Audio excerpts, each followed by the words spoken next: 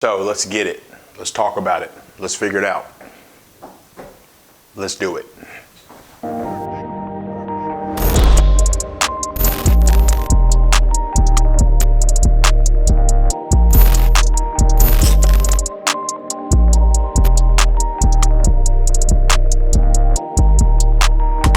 This is Chris with Perry Unlikely. Please hit the like button, hit the subscribe if this helps you at all.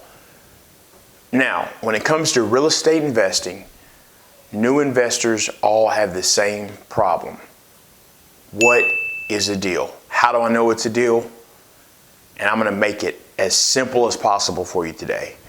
A lot of times you're thinking in your head, trying to figure it out, but really it comes down to simple math and it comes down to pen and paper.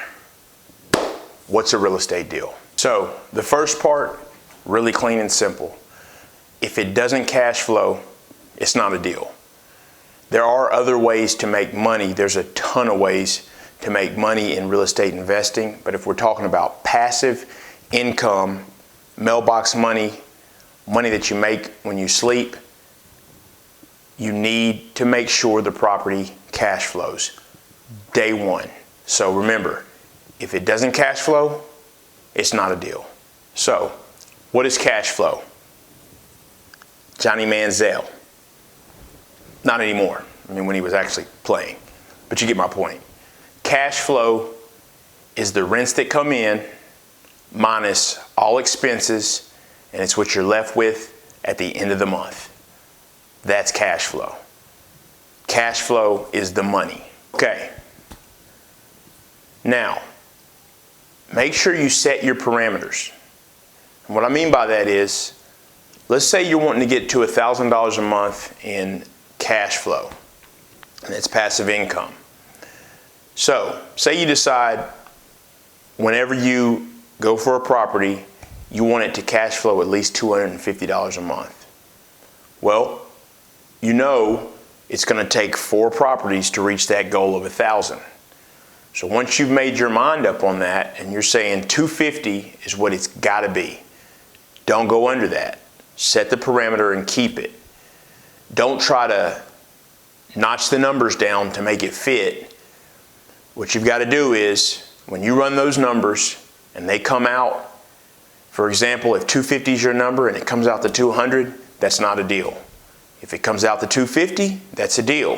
300, 400, excellent deal. Set the parameters and stick to them. It's extremely important. You can't start going below what you set just because you get desperate. That's when you end up running into problems. So once you set that number, stick with it. And the way to be able to set that number is, there's a bunch of different factors. It depends on where you live. You know, different areas of the country cash flow differently. And those are some factors that I will explain in some of the other videos that I put up, so I can go in depth for you on that. But just make sure you have to stick to it. When it comes to the parameters, it is what it is, and you're going to have to go through a bunch of different properties to maybe meet that. But when you do, you can do it quickly and you know it's a deal. And then you're able to move on and then get started on some of the other pieces that it takes to be a real estate investor. As I said earlier, my plan today is just to keep this real simple, to give you the concepts. I will definitely come back with some more videos that go more into detail. So for today, we're going to use a property on Zillow for $100,000.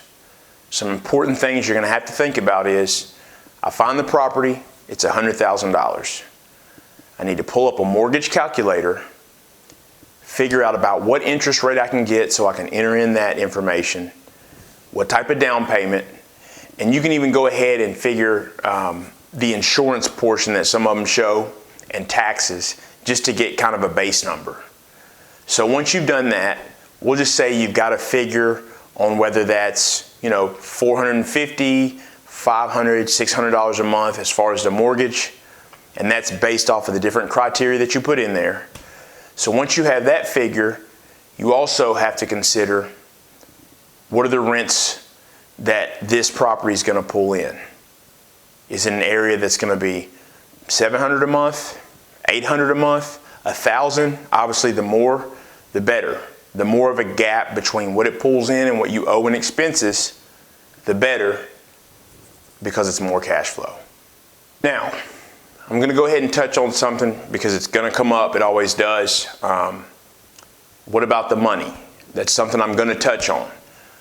Realize though, it doesn't matter if you have tons of money if you don't have a deal. Find the deal, then we worry about funding the deal, then we worry about managing the deal. And those are 3 more in-depth videos that I'm gonna put together and put up, so it really explains it.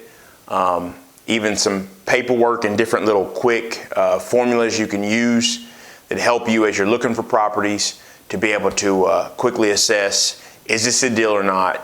And then obviously when it comes to finances, everybody's at a different place. You have some people that have absolutely no money. You have people that have tons of money, don't have the time. And a lot of times you can partner up and make that happen. So someone who doesn't have the money really starts to get the experience and is able to find the deals, and someone who has the money will fund them. But that's for another day. I just wanted to focus today on how do you know it's a deal? It needs to cash flow. They say cash is king. Cash flow is king. Thank you. Hit the like button, hit the subscribe, put comments down in the bottom. If there's anything you have a question on whatsoever, let me know. I'll help you out any way I can. Thank you. Take care.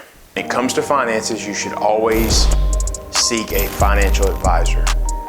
I do, however, hold a real estate license in Georgia, so I have a very good understanding of real estate.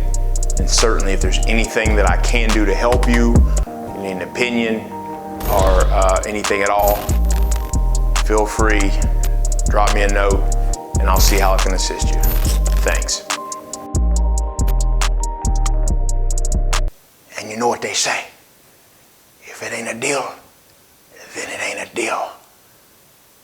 No, they really don't say that, but you get my point. Go find the deals and make sure it cash flows. Squaw!